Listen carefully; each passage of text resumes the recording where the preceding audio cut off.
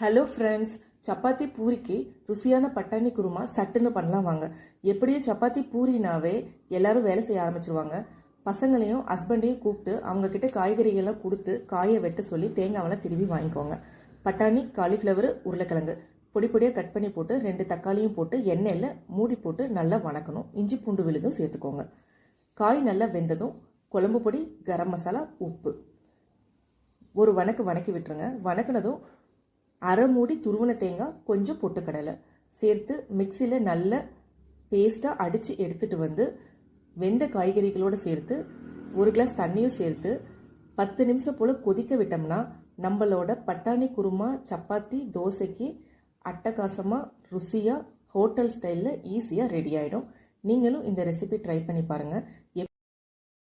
இட்லி பூரி செஞ்சு கொடுத்தா மட்டும் போதாதுங்க, கொஞ்சம் வேலையும் வாங்க கற்றுக்கணும். அப்போ தான் நம்மளுக்கு வேலை சட்டுன்னு முடியும்.